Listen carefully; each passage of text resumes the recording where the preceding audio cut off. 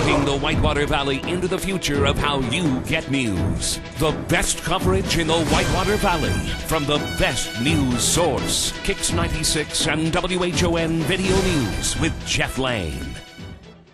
What does it mean knowing Reed now offers the highly advanced specialty of electrophysiology to treat silent conditions of the heart? More than you know. More than you know is closer than you think. Reed Hospital and Healthcare Services. Welcome to Kicks 96 and WHON Video News. It's Monday, June the 9th. I'm Jeff Lane. Armed robbers hit two different Richmond gas stations over the weekend. Both have an unusual twist, although investigators do not think the two robberies are related. The first happened at around 5 o'clock Saturday afternoon at the Sunoco station in the 100 block of Richmond Avenue. A white male entered the station and threatened the clerk with a hammer. The only description is that the suspect was wearing a red shirt. He fled east on Richmond Avenue with an undisclosed amount of cash and his hammer. And then at about 3:30 yesterday morning, an armed robber struck the Speedway station on National Road East. He was wearing a bandana and displayed a weapon. He too left with some cash. That man was described as being only 5 feet 1 inch tall. No other description was available. No one was hurt in either robbery. The former operations supervisor of a Richmond credit union was to have been sentenced today on federal charges of embezzlement, but that hearing has been delayed indefinitely. Jill Carey was a supervisor at the Healthcare Professionals Federal Credit Union on Williamsburg Pike for nearly 14 years. She's accused of taking credit union money over the course of roughly 10 years by making fictitious electronic deposits into accounts and then withdrawing that money. The plea and sentencing hearing has been delayed because of a change of attorneys. No new date has been set.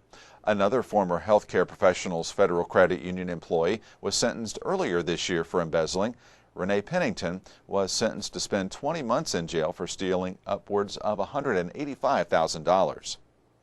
Fire broke out at a vacant home just east of New Paris early this morning. Firefighters got the call to School Lane Road about 1.5 miles northeast of New Paris at 3 o'clock this morning. Fire Chief Brian Simpson said that firefighters arrived to find a 1.5-story vacant home fully engulfed by fire. Because it was abandoned, there's a good chance it was set intentionally. Simpson said that utilities had been cut to the structure. Crews were on the scene for about 2.5 hours. Firefighters from El Dorado helped out. No one was injured and no damage estimate has been set. The man accused of murdering a Liberty woman in Hamilton has a preliminary hearing set for this Wednesday. 35-year-old Daniel Estrada Lopez remains in the Butler County Jail this morning on a $1 million bond. He's accused of killing Gloria Applegate of Liberty a week ago yesterday. Applegate was found lying in an alley in Hamilton with a gunshot wound to the head just hours after being released from police custody. Authorities received a tip and picked up Lopez for questioning. Further investigation yielded more evidence inside the suspect's home, although authorities did not elaborate on what that was. Lopez had several other outstanding warrants. Authorities were also trying to determine whether or not he was in the country legally. And more than 200 motorcycles pulled out of the Richmond Square Mall yesterday for the Kicks 96 St. Jude Hog Wild Poker Run. The ride took bikers through Metamora, Rushville, and Newcastle before ending up back at the mall where they finished the day listening to live music and eating pork chops.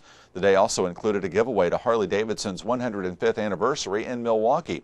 The winner, through the process of elimination, was Larry Williams of Richmond. The day's event culminated when the Whitewater Valley Motorcycle Club made the Kicks 96 staff honorary bike club members and in turn presented St. Jude with a check. In all, about $3,500 was raised for the Children's Research Hospital. And we leave you today with more sights and sounds from yesterday's Hog Wild, beginning with our video producer, Caleb Walters, taking a ride in a sidecar. Have a great day. Great time, man. My wife normally goes to sleep, but he stayed there just like he should. It's pretty comfortable. I can see a long ride puts you right to sleep, man. Sit back here. He's got all the...